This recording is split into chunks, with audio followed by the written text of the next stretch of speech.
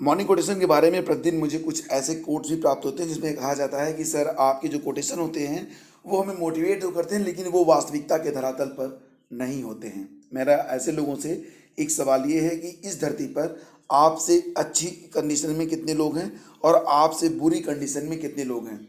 निश्चित रूप से आपसे बुरी कंडीशन में रहने वालों की संख्या आपसे बेहतर वालों की संख्या से कई गुनी अधिक होगी। मेरा आपसे एक सवाल है कि जो लोग या जिनकी परिस्थितियां आपसे बदतर हैं, क्या वो सभी लोग हारने वाले हैं?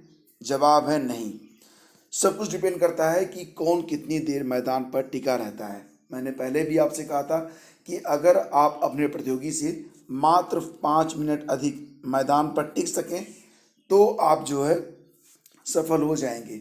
दौड़ में जो व्यक्ति प्रथम आता है और जो सेकंड द्वितीय स्थान पर आता है, जो पहला व्यक्ति आता है वो दूसरे व्यक्ति से कई घंटे पहले दौड़ को पूरी नहीं करता है, वो मात्र कुछ सेकंड में ही दौड़ को पूरी करता है, कभी कभी तो 0.01 सेकंड के अंतर से। लेकिन इसका जो इनाम होता है वो बहुत बड़ा होता है। पहला आदमी जो 0.01 सेकंड से अपनी दौड़ को पहले पूरी कर लेता है वो पहले स्थान पे होता है, उसका इनाम बड़ा होता है, और जो दूसरे स्थान पे होता है उसका इनाम छोटा होता है।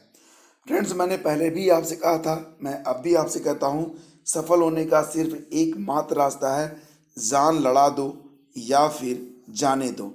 मतलब ये कि कोई भी तीसरा रास्ता मध्यम मार्गी बनकर आप कभी भी सफल नहीं होने वाले हैं। गुड मॉर्निंग फ्रेंड्स, बहुत बहुत स्वागत है आप सभी का स्टडी विज्ञान विकास के मॉर्निंग न्यूज़ सेशन में।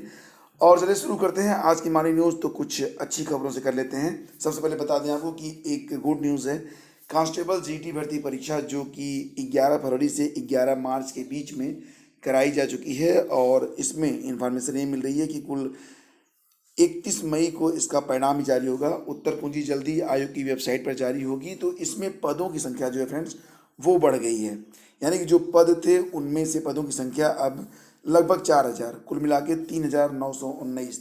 तो लगभग 4,000 जो पद हैं इनकी संख्या बढ़ गई है, और ये 4,000 पद निश्चित रूप से बहुत सारे लोगों को और भी चयनित करेंगे। तो किस में कितने पद पड़े हैं इसको भी आइए देख लेते हैं। कांस्टेबल जीटी 2018 परीक्षा में जो पदों का विवरण अब होगा उसके अकॉर्डिंग आप देख सकते हैं कि बीएसएफ में अब 14,436 पद होंगे, सीआईएसएफ में 180 और सीआरपीएफ में 19,972 पद होंगे, एसएसबी में 8,931, आईटीबीपी में 3,091 और एआर में 3,076, एनआईए में 8 और एसएसएफ में 372 पद शामिल होंगे।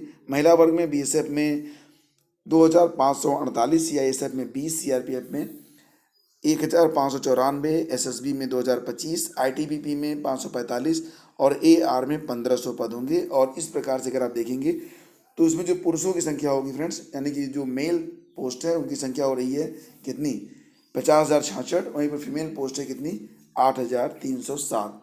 तो ये एक बहुत ही अच्छी न्यूज़ है आप सभी लोगों के लिए जो लोग इस परीक्षा के माध्यम से अपना करियर बनाना चाहते हैं। तो चलिए शुरू हो गई है अब गुड न्यूज़, और इसी के साथ आपको एक न्यूज़ और भी दे देते हैं कि प्राचार्य, जिसके बारे में मैंने आपको बताया था कि यूपीएससी ने प्राचार्य का जो विज्ञापन जारी किया था, तो उसमें अब 17 अप्रैल जो लास्ट डेट लगाई गई थी, तो 17 अप्रैल की जगह अब ये डेट बढ़ा दी गई है। अब ये जो आवेदन होंगे उसे आप 25 मई तक आप आवेदन इसमें कर सकेंगे, ठीक है। हालांकि मुझे पता है कि इस 290 पदों का जो विज्ञापन जारी हुआ है तो इसमें आवेदन करने वालों की संख्या कम होगी, क्योंकि इसमें जो योग्यता है वो काफ़ी जो है मतलब अनुभव वगैरह मांगता है। तो फिलहाल फ्रेंड्स अब आपको बता दें कि 25 मई तक आवेदन इसमें हो सकेंगे, और इसी के साथ 25 जून तक जो शैक्षिक प्रदर्शन सूचकांक है उसको प्राप्त करने की तिथि रखी गई है, 25 जून। चलिए ठीक है, ये एक बहुत ही अच्छी खबर, और इसी के साथ आगे बढ़ते हैं।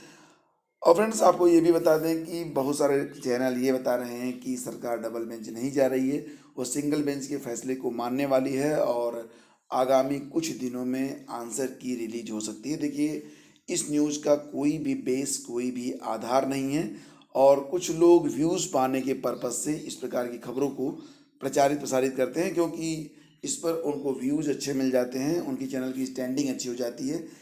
लेकिन मेरा ऑल ओवर प्रयास ये रहता है कि आप तक सच पहुँचे। मुझे व्यूज़ की परवाह नहीं रहती है, जितने व्यूज़ मुझे मिलते हैं मेरी ऑनेस्टी पर उतने मेरे लिए पर्याप्त होते हैं। फिलहाल सही खबर क्या है फ्रेंड्स, तो इसके बारे में अभी तक कोई भी निर्णय नहीं हो सका है। हालांकि अभी इस बात का भी कोई संकेत नहीं है कि सरकार जो है वो सिंगल बेंच के फैसले को मानकर परिणाम को जारी करने वाली है। इस बात का कोई संकेत यहाँ पर नहीं है। और अकॉर्डिंग टू मीडिया फ्रेंड्स, संकेत इस बात के मिल रहे हैं कि जल्द ही ये प्रकरण फिर से न्यायालय में पहुंच जाएगा। विभाग इस मामले में तेजी इसलिए दिखा रहा है कि जुलाई माह में प्राथमिक स्कूलों को भर्ती के शिक्षक जो हैं वो मुहैया कराए जा सकें। फिलहाल फ्रेंड्स, अगर हम बात करें इस पूरी खबर की विश्लेषण की, तो आपको बता दें कि जो यहाँ पर 3 माह में, ठीक है, भर्ती को पूरी करने का, देखिए यहाँ पे गलत छपा हुआ है, 69,000 का मामला है। तो इसमें जो सिंगल बेंच का मामला था, जो आर्डर था उसके अकॉर्डिंग 3 माह में जो है इस भर्ती को पूरा करना था। लेकिन कोर्ट के आदेश से शासन और विभाग के अफसर जो हैं वो सहमत नहीं है, जैसा कि आप यहाँ पर देख सकते हैं। उनका कहना है कि बड़ी संख्या में अभ्यर्थी लिखित परीक्षा उत्तीर्ण हो जाएंगे, लेकिन उनमें से नौकरी सिर्फ 69,000 को मिलेगी। सफल व अचयनित अभ्यर्थी आगे परेशानी पैदा करेंगे, इसलिए कट ऑफ गिराने की जरूरत नहीं है। इस भर्ती में लिखित परीक्षा की संशोधित उत्तर कुंजी और परीक्षा का परिणाम अभी जारी नहीं हुआ है। हाई कोर्ट के आदेश के बाद भी विभाग इस प्रकरण को ठंडे बस्ते में डाले है। वहीं बेसिक शिक्षा परिषद बड़ी बेंच में फैसले को चुनौती देने की तैयारी में जुटा है। तो ये न्यूज है कि मामला जो है वो डबल बेंच में जा रहा है। और आपको मतलब भ्रमित होने की आवश्यकता नहीं है कि सिंगल बेंच का जो डिसीजन है 40-45 पर, उस पर जो है भर्ती होने वाली है, ऐसा बिल्कुल नहीं है। सरकार अपना पूरा प्रयास कर रही है कि जो कट ऑफ उसने लगाया था 60-65, उसी के बेस पर ये भर्ती आगे बढ़े। और आप भ्रामक खबरों में ना आए, निरुत्साहित ना हो, जो सच है वो आपको इस चैनल पर मिलता रहेगा। और फ्रेंड्स, आपको बता दें कि अफसरों की माने तो बड़ी बेंच से फैसला आने के बाद ही रिजल्ट देने के साथ भर्ती प्रक्रिया आगे बढ़ेगी। मतलब है कि भी जो रिजल्ट और आंसर की है उसको जारी होने में अभी काफ़ी वक्त लगेगा। और यहाँ पर आपको ये भी बता दें कि ग्रीष्मावकाश यानी कि जो गर्मी की छुट्टियाँ हैं वो शुरू होने वाली हैं। तो हाई कोर्ट में जून माह में ग्रीष्मावकाश होता है। अभी अप्रैल चल रहा है, तो अप्रैल में ही लगभग 60 दिनों का वक्त है। और ये भी बता दें आपको कि एकल पीठ ने जो निर्णय दिया है उसके अकॉर्डिंग 3 माह में भर्ती को पूरी करना है। तो मतलब ये कि अब जल्द से जल्द ये मामला जो होगा वो कोर्ट में होगा, क्योंकि अगर इसमें सरकार चूकी तो फिर उसे जो है सिंगल बेंच के फैसले को मानना पड़ेगा। ठीक है, तो फ्रेंड्स, ये है एग्जैक्ट जो सही खबर है वो है, और आपको भ्रमित होने की कोई भी आवश्यकता नहीं है। चलिए आगे बढ़ते हैं। आपको बता दें कि SC ST जो स्टूडेंट्स हैं, अब उनके लिए एक अच्छी खबर ये निकल के आई है कि उनको जो वजीफ़ा मिलता है अब उसमें देरी नहीं होगी। अब उनको जो है समय पर जो है वजीफ़ा मिल जाएगा। राज्यों के साथ शैक्षणिक संस्थानों से भी इसे लेकर समय पर सही जानकारी उपलब्ध कराने की बात कही गई है। और इस संबंध में चुनाव आयोग से राय भी ली जा रही है। और पिछले सालों में राज्यों से समय पर छात्रवृत्ति की जो राशि है उसे नहीं मिलने की शिकायत मिलती रही है, और उसी को ध्यान में रखते हुए फैसला लिया गया है। यानी कि SC ST जो कैंडिडेट हैं उनको जो छात्रवृत्ति मिलती है समाज कल्याण विभाग की ओर से, अब उनको जो है समय पर अपनी स्कॉलरशिप मिल सकेगी। और कोशिश ये कि उनकी जो पढ़ाई है वो ब्रेक ना हो। तो चलिए बात करते हैं UP TGT PGT 2016 एग्ज़ाम के बारे में। तो हर विषय के सवाल गलत, दोबारा परीक्षा कराने की मांग हो रही है। और इसी के साथ खबर ये है फ्रेंड्स कि बहुत सारे अभ्यर्थी नाराज़ हैं इससे, और उन्होंने कहा है कि पूरी परीक्षा को रद्द कर दिया जाए और इसे जो है दोबारा से कराया जाए। ठीक है, और फ्रेंड्स आपको ये भी बता दें कि जिला विद्यालय निरीक्षक और प्रबंधन के स्तर से स्कूलों में खाली होने वाले TGT PGT के पदों का सत्यापन नहीं होने से लगातार चयन बोर्ड की ओर से घोषित होने वाले परिणाम में पदों की संख्या कम हो रही है। और इससे नाराज अभ्यर्थियों ने मामले को कोर्ट में ले जाने की तैयारी कर ली है। और इसी के साथ UPPSC से संबंधित एक न्यूज और भी आ रही है। मामला धांधली से जुड़ा हुआ प्रतीत हो रहा है। एग्जैक्टली क्या फ्रेंड्स, इसके बारे में हम बात करेंगे, लेकिन उसके पहले मैं आपको एक न्यूज़ और भी दे देता हूँ, और ये न्यूज़ जुड़ी हुई है। इलाहाबाद विश्वविद्यालय में लगभग 500 पदों के सापेक्ष विज्ञापन जारी होने वाला है, और 15 अप्रैल तक ये विज्ञापन आपके सामने होगा, जिसमें जो है 200 पॉइंट रोस्टर के आधार पर शिक्षक भर्ती की जाएगी। और इसमें जो है EWS यानी कि इकोनॉमिकली वीकर जो सेक्शन है उसके लिए भी आरक्षित पद होंगे। दरअसल वर्तमान में इलाहाबाद विश्वविद्यालय में शिक्षकों के 500 से ज़्यादा पद खाली हैं, और पिछले कई महीनों से देश भर के विश्वविद्यालयों में शिक्षकों की जो भर्ती थी वो रुकी हुई थी। कारण था कि सुप्रीम कोर्ट, विश्वविद्यालय अनुदान आयोग और मानव संसाधन विकास मंत्रालय में 13 पॉइंट रोस्टर और 200 पॉइंट रजिस्टर को लेकर एक विरोध था। फिलहाल ये विरोध दूर हो चुका है और अब 200 पॉइंट रोस्टर के अकॉर्डिंग ही ये भर्ती आगे बढ़ेगी। विस्तृत जानकारी आपको मिलेगी 15 अप्रैल को और उसी समय आपको पता चलेगा कि जो वेरियस टाइप की जो पोस्ट हैं किसके लिए क्या एलिजिबिलिटी है, कब तक आवेदन कर सकते हैं और क्या क्या चीज़ें हैं। ठीक है, तो ये चीज़ें होंगी फ्रेंड्स। और आपको चलिए आगे लेके चलते हैं और अब बात करते हैं यूपीपीएससी में एक नया घोटाला प्रतीत हो रहा है और ये जो मामला है वो पर्यटन अधिकारी चयन प्रक्रिया से जुड़ा हुआ है। मामला ये है कि अक्टूबर 2018 में एक विज्ञापन जारी हुआ था जिसमें 2444 रिक्तियों पर सीधी भर्ती के माध्यम से चयन प्रक्रिया पूरी करने के बारे में आवेदन लिए गए थे और इसमें पर्यटन अधिकारी के 3 पद के लिए ऑनलाइन आवेदन प्राप्त हुए। 9260 पदों के सापेक्ष यूपीपीएससी ने 135 अभ्यर्थियों को सत्यापन के लिए बुलाया है, जबकि इसकी स्क्रीनिंग परीक्षा नहीं कराई गई। विज्ञापन में विभिन्न विभागों में 2444 पदों पर भर्ती के लिए आवेदन मांगे गए थे। इसमें एलोपैथ मेडिकल अफसर के ही जो है 2354 पद हैं। अन्य विभागों में भी चयन होना है और अप्रैल से कुछ पदों के लिए अभिलेखों का सत्यापन भी शुरू हो गया है, लेकिन शुरुआती दिनों में ही चयन प्रक्रिया सवालों के घेरे में आ गई है। मामला ये है कि प्रयागराज के सदर बाजार न्यू कैंट निवासी अभ्यर्थी पंकज सिंह ने आरोप लगाया है कि पर्यटन अधिकारी के 3 पदों पर हो रही भर्ती में गड़बड़ी की जा रही है। जन सूचना अधिकार अधिनियम 2005 के तहत उन्हें जो सूचना प्राप्त हुई है उसके तहत इस पद के लिए कुल 9260 आवेदन प्राप्त हुए हैं। पंकज सिंह का दावा है कि यूपीपीएससी ने केवल 135 अभ्यर्थियों को प्रमाण पत्र सत्यापन के लिए बुलाया है, वह भी स्नातक के अंक प्रतिशत के आधार पर, जबकि विज्ञापन में अन्य कई शैक्षिक योग्यता को वरीयता देने और अभ्यर्थियों की संख्या ज़्यादा होने पर स्क्रीनिंग टेस्ट कराने का भी जिक्र है। यूपीपीएससी ने यह प्रक्रिया नहीं अपनाई है। फिलहाल फ्रेंड्स ये भी बता दें आपको कि जिन अभ्यर्थियों को प्रमाण पत्र सत्यापन में बुलाया गया है तो उनमें से 4 ऐसे हैं जिनके स्नातक में जो अंक हैं वो 100% हैं। तो फिलहाल इसके बारे में अब कुछ लोगों का यह कहना है कि ये चयन प्रक्रिया भी धांधली के घेरे में है, इसकी जांच होनी चाहिए। फिलहाल इस पर जो लेटेस्ट अपडेट होगी उस समय समय पर मैं आपको देता रहूँगा। असिस्टेंट प्रोफेसर भर्ती के बारे में बात करें फ्रेंड्स, तो अगर आप नेट की परीक्षा क्वालिफाई हैं या फिर आप अकॉर्डिंग टू रूल अगर आपने पीएचडी किया है तो आप इस भर्ती में आवेदन कर सकते हैं। फिलहाल फ्रेंड्स लगभग 2500 से ज़्यादा पदों के सापेक्ष एक नया विज्ञापन जारी होने वाला है, लेकिन ये जो विज्ञापन होगा वो अब जून में जारी होगा, क्योंकि वर्तमान में चुनाव आचार संहिता का जिक्र करते हुए जो सचिव हैं उन्होंने कहा है कि ये मामला अब चुनाव आयोग के पाले में रहेगा। चुनाव आयोग अभी इस पर संस्तुति अगर नहीं देता है तो ये जो भर्ती होगी वो अब जून माह में होगी, यानी कि आफ्टर इलेक्शन।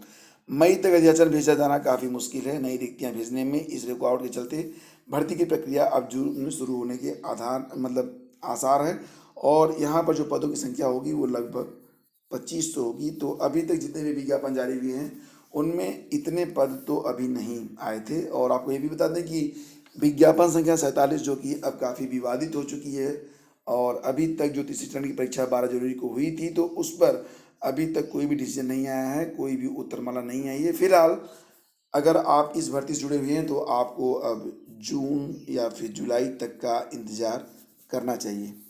ऑलराइट फ्रेंड्स आगे बढ़ते हैं और आपको ये भी बता दें कि प्राचार्य भर्ती के लिए जो डेट है वो 25 मई तक बढ़ा दी गई है। ये मैं आपको न्यूज़ पहले दे चुका हूँ। और इसी के साथ आपको ये भी बताना चाहूँगा कि 30 और 31 मई को मंडी परिषद की जो परीक्षा है तो ये परीक्षा 30 और 31 मई को ही होने वाली है, तो आप लोग इसकी भी तैयारी करते रहें। लोअर का जो अभी सिलेबस है वो लोअर पीसीएस 2019 का जो सिलेबस है वो अभी ऑफिशियली डिक्लेयर नहीं किया गया है, लेकिन इतना निश्चित है कि आपको ये जीएस में करंट अफेयर्स, इंडियन हिस्ट्री, खासतौर से भारतीय स्वतंत्रता संग्राम का इतिहास, ठीक है, और इसी के साथ साथ भारतीय भूगोल, विश्व का भूगोल और वर्तमान जो घटना परिदृश्य है उस पर आपको नज़र बनाए रखनी होगी। फिलहाल फ्रेंड्स कुछ बहुत ही विषम परिस्थितियों से मैं घिरा हुआ था। लगभग 31 मार्च से लेके अब तक मॉर्निंग न्यूज़ के बाद पूरी दिनचर्या बहुत ही अव्यवस्थित होती थी, यहाँ तक कि मैं आप लोगों के कमेंट भी देख नहीं पाता था और जो मैंने सर्वे किया था उसका रिजल्ट भी मैं आपको उपलब्ध नहीं करवा पाया। लेकिन अब सब कुछ ठीक ठाक है और अब मैं फिर से एक्टिव रहूँगा और आपके लिए वीडियोज़ आपको उपलब्ध होते रहेंगे। और जो लोअर पीसीएस की तैयारी है और यूजीसी नेट की जो तैयारी है उस पर अब आपको नियमित रूप से कक्षाएँ मिलेंगी।